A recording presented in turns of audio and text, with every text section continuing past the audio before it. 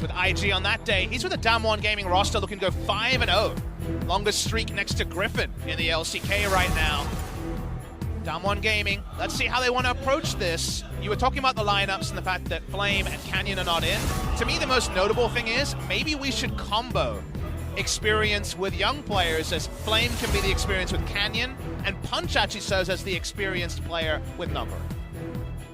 Could be that. We were talking about Rek'Sai a lot in the first series, and finally it gets banned against Jinair, as I suppose they do respect Malrong to play that champion, and Vlad, of course, respect up against Nuguri, just getting higher and higher tier in general as well. I think that Jace is joining it as a first-round ban, because Jace does have flexibility to win at basically every top lane with a lot of things nerfed, and also be very usable in both mid lane, jungle, and AD carry. Literally every role except support, unless SKT is playing. So Ezreal is going to be banned on blue side. And we're going to see what actually is going to be first pick priority. Rek'Sai gone. Lee Sin for Punch is probably going to be a first pick here, given that Malrong has played a bit of it. Punch has looked outstanding on Lee. Will they ban it? There's still other things like Galio and Lucian available. But hard to see DWG Gaming passing up on the Punch Lee Sin.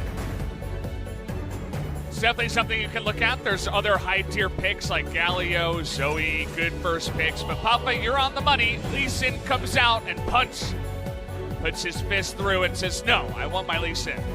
Easier to get on the blue side than on the red side because Jinair have to ban away tier list things. I wonder in a best of 5 if we would ever see Nuguri and Punch doing musical chairs and swapping, depending on blue and red side. The only time that was actually piloted for an extended period was Westdoor and Chowie over in the LMS, but even then, when it came to playoffs, they abandoned it. So for now, at least, we can embrace Punch Lee Sin, usually a highlight reel.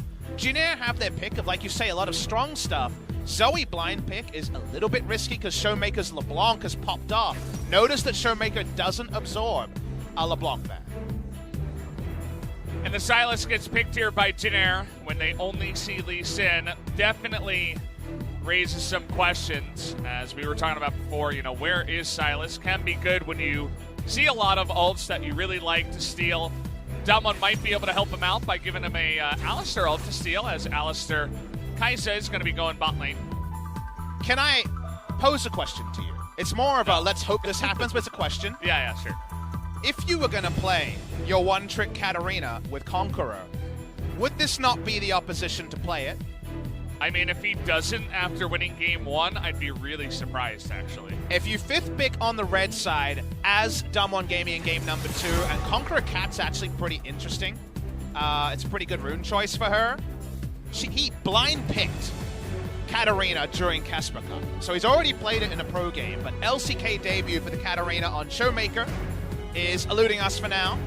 Jinair in the second round, they've taken the Xayah. That was actually in the pre-match 9.4 patch talk about how specifically Xayah gets the biggest buff, given that she really needs the mana regen that the Essence Reaver provides. So the Essence Reaver buff here means that the Xayah priority goes up. The win rate, however, probably going to join Sylas a little bit in the toilet after game number 1. You'll have to see how that does go along, if maybe Jinair can pull off the upset, but Fiora going to be the choice here by Jinair. Could see Sylas hop to the top lane. We'll have to wait and see who's going to be jumping onto that champion. Yorick Mori blind pick is being heavily suggested by a Fiora ban in the first round. So Linderong returning to that seems ultra likely, and they're going to ban away the LeBlanc to say, ooh, be nice to find some stuff here. So it seems like it's going to be Grace onto the Sylas and a support Galio, but of course we're not bound to that just yet.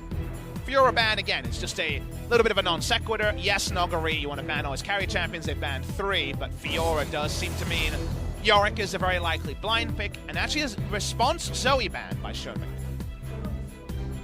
Gonna give respect to Grace for that one, and as you mentioned, LeBlanc, a pretty nice counter, we've said before in the past, and will that Yorick just be picked here by Jinair? Linderong has been one of those guys that has been, just in general, very... Okay, this is interesting, though. Sejuani does get picked, so they're going to hold off on the mid/top pick here for now, as, again, also the Galio could be flexed, but doubtful at this point. Really curious for Yorick not to be picked here. I think it's even more respect to Nuguri saying, I need to know what I'm getting into and which tank or role player top lane I can get through. Remember, Urgot is gone, so Yorick looks so powerful in this spot. We're going to see a Yasuo, always exciting to see which role it's going to be in. It seems like top or mid lane is very likely. What are we pairing this with? DWG Gaming are always so close to locking in Katarina, but it seems like mid lane Yasuo, top lane Ryze is my expectation if we go through with this draft. Feels likely. Not going to be the Yasuo in the bottom lane, but you do have a couple of very reliable knockups already in the Alistar and the Lee Sin. Will Jinair just, again, throw caution in the wind and say, hey, that Riven looked pretty good? Where would the Riven be going as well? Would be an interesting query. We'll hold the point. It's going to end up being Camille top lane into the Ryze, as far as we can tell. Can stack up that Sejuani passive quickly, but this is a intriguing choice. We'll see the matchup and get the confirmation. Nogari is the most recognized Ryze player on this team, but Showmaker plays a lot of it as well, so 20 seconds required to know fully where everyone is going. I actually like Yasuo into the Sylas matchup, so I think this is the way I'd go if I was DWG Gaming. Yeah, could feel pretty nice, especially because Jinair is not going to flex their Camille into the mid lane, I wouldn't think, unless they've really gone off the deep end. And yes, it's going to stay exactly like this until the end. So Grace gonna, leave the Lulu behind. He doesn't get to play Zoe or anything like that. And he's going to be hopping on to Sylas this time around. We'll see if he can actually pilot that to another MVP. Again, he's the only one on Jinair that's gotten that so far. In the end, this is the assignment we get. Alistar and Lee Sin, best friends forever with good old Yasuo in the mid lane. See how Showmaker looks after we've seen Nuclear play this pick already. Nogari on his very much trademark Ryze top lane. They held on to last pick to not get a super winning matchup for Nogari, but they could have just taken Yorick with Fiora banned, and it seemed like a slam dunk on the side of Jinair. Very surprised to see them not go that way. And I just don't know if the ending payoff of the Camille top lane into a ranged laner is worth kind of sacrificing Yorick just falling through picks and bans. Well, Jinair does have a lot of problems, and the pick ban has also been one of those, so your confusion might be met with some more troubles here for Jinair. We'll see if they can turn it around, take game number 1 up against DWG Gaming.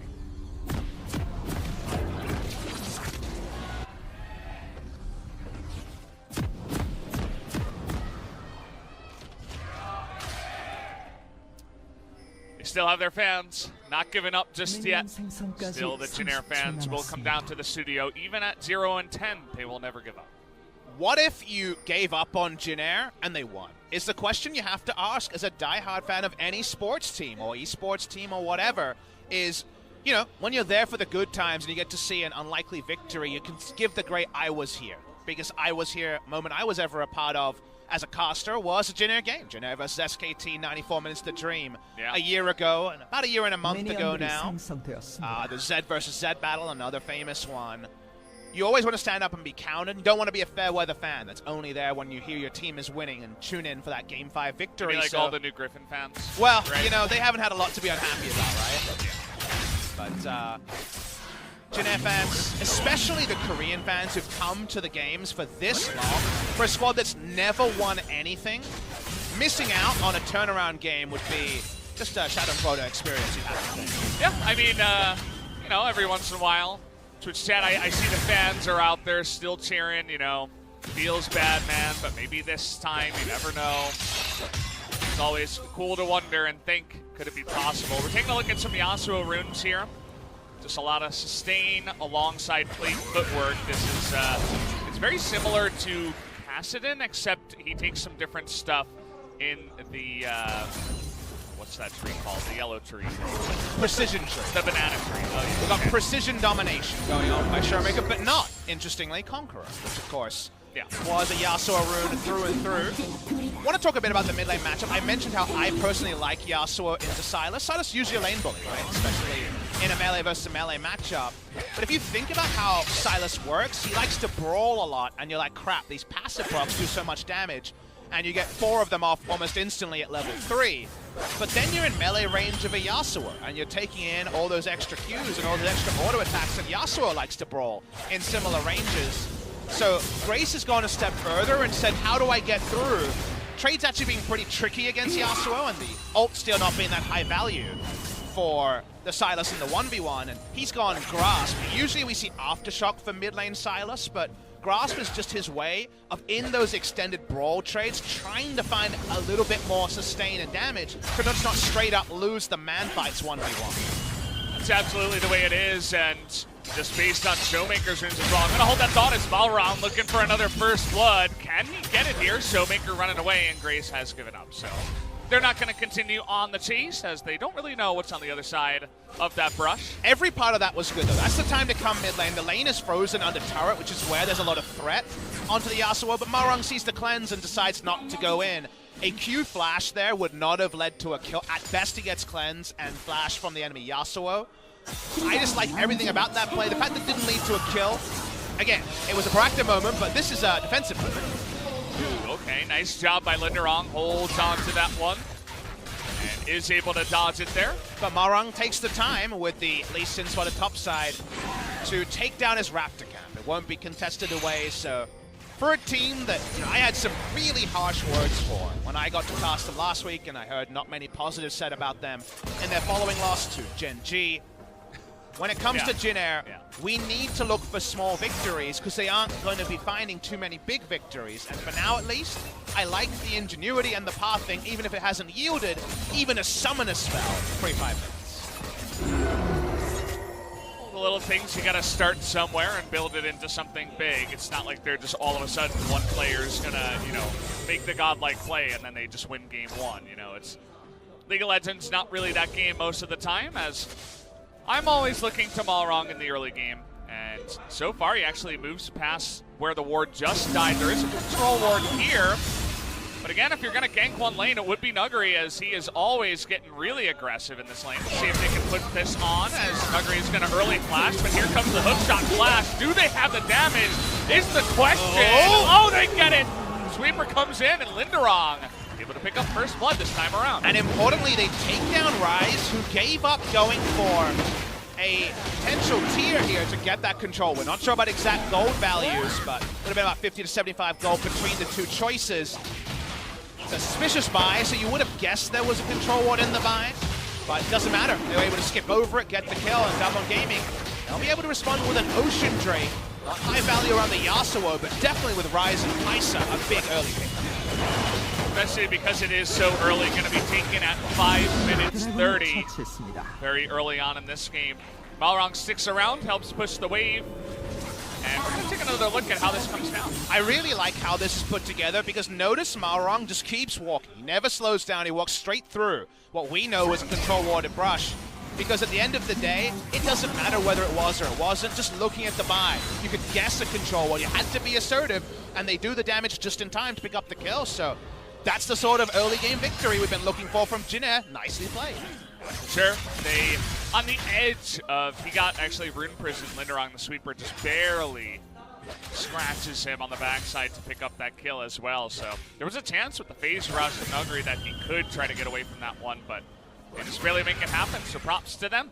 Small little thing, but Malrong held on to his fully charged E for a long time, knowing that Camille was coming in with a stun. So while it wasn't 100% not overlapping CC, it was good enough to pick up the kill. Punch looking for the respawned Raptors here. We saw them taken on screen by Malrong before.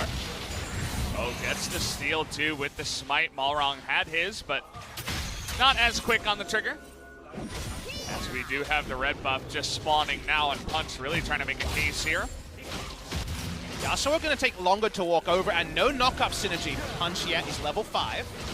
Well, Malrong. Oh, Hoyt's here. Oh, Hoyt makes his way over. It is 2 on 4. They don't know about this. Now. Hoyt can get a really big engage here. Yeah, they're just trying to fight over this one. Malrong is already going to Arctic Assault away, but he is not going to get away with his life.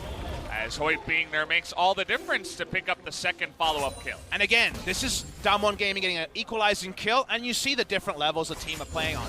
How far ahead is Alistar on that play in comparison to how far behind Nova is? He's level 4 into level 5 after the play. Doesn't have ultimate, doesn't make a counter roam, and you gotta say, it feels like the communication here is definitely not ahead of the play, because Malrong shouldn't be looking for a chance smite. if he thinks there's even a chance that Alistar is roaming on the map. Even at the end of the day, 3-on-3, is it really worth it to try that hard? Especially when, you know, as you mentioned, you don't have the information on where the Alistar is. It's 3-on-3 at least, with a good chance, not a little chance, a good chance of 4-on-3. Yeah. And Malrong's looking for a smite steal. That lets you know the communication has to be almost absent on the side of Jin Air. And even then, are you confident you're going to win the 3v3 fight? So definitely lots of questions going into that one, as it was just a red buff, but it turns into a red buff and a life given away, as it doesn't look like Nuclear had to give away too much on the bottom side without his support. Doing just fine, looks about 5 CS gap, not the biggest deal. Feels like so long ago that Jin Air was doing really cool stuff again in a difficult jungle matchup to get a 3 buff on the enemy. Yes, they ultimately lost that game, but Jin Air had some cool ideas for the better part of 3 to 4 weeks before things really emphatically fell apart. Again, this game is still competitive. 1,400 gold lead already. Punch able to, I believe, skirt through vision there, but understands with this lane state and 2 control wards down, no chance of a gank in bot side. Nothing doing there. This is great gank timing, by the way, out of Malrong, as we're going to lock him down. No flash here for Nuguri, but not quite able to land that ultimate from the Sejuani. Do they have enough damage to get him down? No! He realm warps to safety, and Nuguri will not die. And sometimes you don't know how critical the sidesteps are. That time you definitely know. Able to live against Sejuani Camille with no flashes Rise, who had no items, by the way, double Ruby Crystal. You die there 9 out of 10 times, nice smooth moves gets him through. Yeah, I think in that case you gotta land some other CC first and then go for the ultimate, or just combo it a little bit better, but had his Nikes on that time. Was able to avoid all of that stuff, so. Now DWG moving as a team. They are in vision, actually, the 3 of them moving on over, which is why Nova Grace playing this one relatively passively. Overdue for a Punch Lee Sin play. It's level 6. Might be hard to do onto Isaiah, but he was thinking about it on the edge of vision there. He returns to bot side. Normalcy does reign, but the gold lead, like we mentioned, is already there. They know Malrong's flash should be up by now. Punch has been doing his timers. Well, Punch having his way in the jungle on Malrong here at the red buff and over at the Gromp as well. Alistar has Moby Boots, and also Kai'Sa ult can be following up a kick from the Lee Sin, so given that, he's going to be first roam from DAMWON. Whatever you think of Hero's entrance, it's going to be super reactive. I don't know if this was spotted on vision. Small ward is actually glitching into the wall there, amusingly, around the honey fruit spawn. You see a lot of these late states and, you know, the first gank up on the top side, but then you take a look at CS and Linderong's down 30. Mid lane's also down about 15, 14 at this point. It's, you know, a lot of these lanes you get the gank down, but then still not able to win them from there. And you think about the previous gank that Nuguri lived through and you say, oh, it was close. But Valdez, let's remember what could have happened. You could have had Yorick Mori with 3 top laners banned that can go into it in basically a free spot, pressuring top, and then a later counter pick. Instead, they go for Camille, who is a melee versus ranged champion, gets interrupted. Oh boy, he doesn't have her hook shot this time around, and it's stunned into knock-up, and he even flashes away in desperation. And it's worse than that, Valdez, because they paid off the final pick to get a Camille to lose by 30 CS even after first blood. That lets you know that they reached for something that's being turned against them. That's the part that's lost if you're just watching the gameplay. But thinking back to picks and bans, they're paying prices for something where they should have had an advantage. Their 5th pick, red pick, is actually losing them value. That's why we were pointing that out in the pick ban, right? I mean, if we were confident about this one, if we liked the pick ban, we would have said, yeah, that's, you know, good job, Jin Air, but so far has been proving to be nothing but, you know, a negative side so far in this game. So we'll take another look. He just doesn't have vision, walks in, and White once again in position. White is just apparently free to just roam anywhere on the map. There's never any consequences around his lane. Nuclear hasn't used a summoner spell yet in this game. He has got a paddock to roam on, so what is a noble cow to do but roam free? Getting as much AD as possible. Trying to combo here into Grace, but Nova finally making a play on his support role on the other side of the map. So now is the point where Jin say, crap, we're definitely losing. We don't need to see the gold disadvantage to know that. They know they're losing Valdez. But what do they have? And what can they do with it is the question they must ask that they perhaps haven't in recent games. They still have good pick CC on a teleport flank. Unfortunately, Marang is teleported. Marang and Nova can lock someone down, and Root with an Essence Reaver does damage to Squishy still. So there's still a chance to find something in certain roaming duos with their bot lane. But across the map, if that doesn't happen, they're getting out-roamed. They have summon a spell disadvantages in lanes. You need to always focus on what you have, and for DWG Gaming, unfortunately, with things like Rift Herald, it's very easy to force uneven trades that are already favoring DWG Gaming. Couple of ganks in the top side by the support, and opening up that play to make the Rift Herald come in right before 14 minutes, so Showmaker just banking up the gold.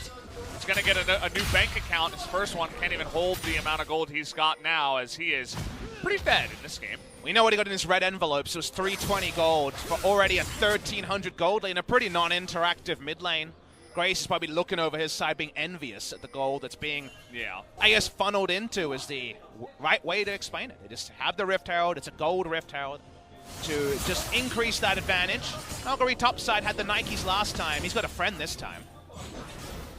This can definitely be turned around as already Linderong is taking so much damage. Q comes in. Nice ultimate there from Linderong. Trying to dodge here is Linderong, though. He's not going to be able to get out of that one, as Balrog, the one who had the nice ultimate, actually, but not able to save his friend as the counter gank comes through. Nice clean play from Punch. Not quite a highlight reel YouTube clip, but did exactly what he needed in that way and kicked the person they wanted to take down into the oncoming arms of Noguri to spike him down. Volleyball analogies in full display. Speaking of volleyball, Grace, remember, we saw this from Chovy. Doesn't have Aftershock, but does have the ability to steal Alistair ult and zone. However, he needs damage threats to zone around, and with Kai'Sa not on the screen, on his team, and the Xayah not on the screen, not much for him to do apart from just stay alive. We're here at 15 minutes, about 5,000 gold lead already for DAMWON, and well, if there was to be good news in this one, as we were mentioning in the pick ban, maybe this means that with the counter pick on red side, we might get a Katarina in this series, might make things a bit more interesting. Gonna watch the replay here. This time Noguri is baiting rather than being caught overextending. Love the play from Punch. He follows through the Hextech ultimatum, kicks it, spiked down by Noguri. Maybe they really just are splitting scrim time between Punch and Noguri and Canyon and Flame. And like we mentioned, it means one experienced player, one rookie player is a fun kind of side benefit of that. It was a great interview with Coach Kim Jung-soo where he said Flame will play an active part. Our biggest problem is shot calling 20 to 25 minutes and onwards, and we've definitely seen that from DWG Gaming. If Noguri's ahead, everything works out. If he's behind, they make pretty poor macro choices, and Flame can definitely level them up there. Are they just flexing with the hype duo against Jin Air and then go back to Flame against higher opposition? We'll wait to know. We can't know that today. We got the Ultra Zoom out, some nice defensive vision from Jin Air, but not really something they can defend. And honestly, not something I try to defend when you're down this much. It's just the Cloud Drake at this point. Just give that one away, send it off, as it was never yours to begin with. They're going to give that over to Punch here, as Balrog, Nova, and Root are in proximity. Of course, not going to try to stop this one. So third Drake already, going to go the way of DWG. See where else they want to pressure on the map. That mid lane turret's still pretty low. That seems like the logical place to go. Noguri's playing full locked cam mode, zooming in with a super overextension. Let's look at all his wards. There aren't any at all. Looks nothing. like solo queue. There is honestly. nothing. There's not even a jungler battle ward. But this is how Noguri plays. Solo queue, and after that last kill, he's feeling frisky, overextending in a way that literally no other top laner in Korea would do. Yeah. Honestly, if I'm the coach, you'd probably go over It's this bad, right? and try to say, you know, don't do this, and then they play against Jin Air and he gets away with it. But that's it's the like crazy thing. The worst thing for his habits, for sure. He's developing bad habits because of the nameplates being on. So weird to like point at someone and be like, this is the moment where you're misplaying when they're growing a CS lead, but them's the breaks in a game like this. You know, there's red buff on the top side. Jin have already lost basically every jungle camp, short of maybe Wolves. Is pretty risky for them to walk up to. Look at this recall team.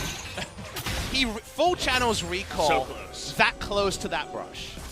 That lets you know that DAMWON Gaming give no mundos about Jin in this game. DWG definitely seemed like one of the teams that would show that the most compared to other teams that would, you know, try really hard and not try to mess up. Namely, Griffin would try super hard, especially against Jin. So where's my Katarina about this? Game 2. Just Where's gotta wait. my blue side Katarina? That's what I wanted to see, the super alpha blue side Katarina. Would have had at least one Conqueror in this game, but it was denied from Showmaker going super safety first. Now, Jin are doing something. They got a lot of people around to control with a brush. Here we go. They trying to get on in there. There's so many members trying to kill this one guy. Can they even do it? Balrog sitting on the he's still turret for alive! so long. Oh my God! Can't kill him. They can't kill him. Finally they do, but Nova almost dies. Takes Grace to come in 4-on-1 to just get a 1-for-1. You could have written a poem about him. He lived that long. What a war hero. War poetry has been written about less. Look at all those World War I poetry. As DWG Gaming around the map with all that time they wasted of 4 people going to take down inner turrets. Well, it's, you know, just another day at work here for Jin. They're trying to get whatever they can, but honestly, this doesn't look like much of a positive. If this was slower, you know, you could throw out the hashtag worth, but it takes so long that Nogari knows that he's doing the right thing here. He uses his flash. Meanwhile, the map is just being ultra pressured by the bot lane. It takes so much from the side of Jin to take down Nogari, but they killed their man, and at least they got Nogari's KDA down. Small victories, right? Yeah, you know, it's only 2 KDA now to the side of Nuggery. That feels bad for him in a Jin series, I guess, as Punch is on the hunt. But there is a Sejuani nearby. Can they get on top of Linderon here? Can be hard when it is Camille. He's got no... Yeah, well, not when you face check here. Hook shot. Doesn't look like it's going to help at all. Just flexing on him now as Punch.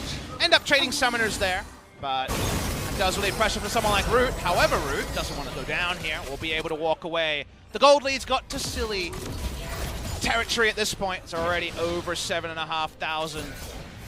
They have to fight super hard to get access to their Raptors at 20. Well, those aren't their Raptors anymore, as Punch and Hoyt own those. Gonna have to spend some money if you actually want to visit the Raptors at this point, as all the vision now being denied. Finally, there's vision up in that lane, but that's not the lane that Nuggery's in anymore. But even on the bottom side, they have vision, so everything going right here for DWG Gaming in game number 1. And honestly, if you are DWG Gaming, I would flex in game 2. Wouldn't you, Papa? I definitely would, and Showmaker would be the first person I would assume to do so, but I want to draw attention to the fact that he is the one who hasn't flexed. He hasn't gone for IE second. He's gone for Static Shiv, now the pretty much always choice on first item over Phantom Dance. It was pretty much directly nerfed specifically for melee champions like Yasuo and Tryndamere. And then into the Sterix Gauge for a bit of safety. He went Cleanse in the matchup as well. So he's the one who's not flexing. However, after watching Nogari's zombie push it down, maybe he's overdue for that game 2 category. It's what we're all hoping for. We'll add a little bit of light into the darkness of the series, as DWG Gaming now up 8,000 gold, looking for a 4th Drake. 2nd Mountain would be nice, as maybe Grace can do something with the Alistar ultimate. The front line is really beefy. Remember, it's Galio, a Alistar ulted Sylas, and also Sejuani. I didn't see if there's 2 items en route just yet. Maybe there's a outside chance of something happening. Punch is on the sidelines. Here we go. Okay, they get the knock up here on a Grace, but he does have that ultimate through the stopwatch. Goes to Sejuani ultimate, as Punch able to get away from that one. Good timing.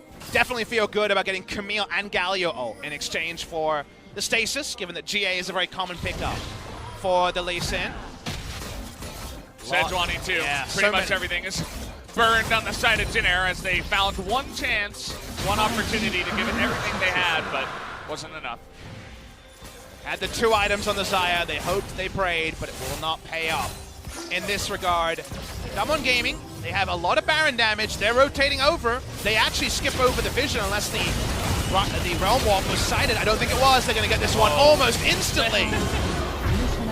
That's insane damage. That took all of 10 seconds as it's Yasuo Kai'Sa Rise. Did it take 10 seconds? I'd say about 10 seconds, yeah. It was so fast. Yeah. Well, they have double mountain too, so it was theirs. Very, very free. Love the Bjergsen style Realm Warp into the Baron. He always deserves a shout call for that one. He definitely, shout out I should say, he definitely popularized it. And now DWG have a Baron, and it feels like whatever item timings for Jin are now entirely irrelevant. It's not massively, it's not like it's 4 items versus 2, but the carries have their core items. Not 100% crit yet on the Yasuo. No crit cloak into the build, no cloak of agility. So because of that, it's not quite the most flexing, but I'm just waiting for DWG Gaming to stop playing with their food. Yasuo and the Rise inside lanes for now. I can do a nice amount of split pushing with the Rise. You get the Yasuo up there. We have Guardian Angel now for Lee Sin. It's his first completed item after the jungle item. So he's really thinking about his KDA. You know, he wants to go in there, he wants to make plays, get a bunch of assists, and increase that number. As I don't blame him. It's a good item when you're ahead, in all seriousness. You know, you don't necessarily need damage on the Lee Sin. You just want to make sure you're doing your job and staying alive. Nuclear has stayed alive, but is a 0-0-0 stat line, so I think he's actually getting a bit desperate for any kill involvement. Has less CS than the Xayah, but has a 800 gold bounty. What does it mean, Valdez? I still have yet to find out. It means that the average gold level for Jin is really low among their carries. That is the real analysis. As bounties are fun in this game right now in this patch. There's some word that those will be adjusted. Not seeing them at present. 850 gold now. There's the update for you. Yeah. And Root still has more CS than him. Root definitely does feel like petty for one of the first times this season. That Vladimir game and this game. It's one of those like, well, I kind of did my thing, and you know. I mean, it averages, you know, Xayah, but also Sylas, Sejuani, and Camille, I would assume, right? Because it's everyone except Galio. Yeah, everybody. So that's the problem. Is I saw 2,500 in mid. I imagine there was similar in the top lane. I mean, top lane's probably like 4,000, right? Yeah, something like that. And that's how it works, guys. You deduct the supports, and then you average the other 4. And even though Root's doing good for his team as a whole is so far behind that it's that's pretty much the 1v9 stat, right? Yeah. That's the I'm doing my job. Unfortunately, other things aren't coming together. Yeah. Only 3 bounties so far on the side of DAMWON. Have we had a support bounty yet? Yes. That's like even possible? It is rare. You have to get kills, basically. Yeah, okay.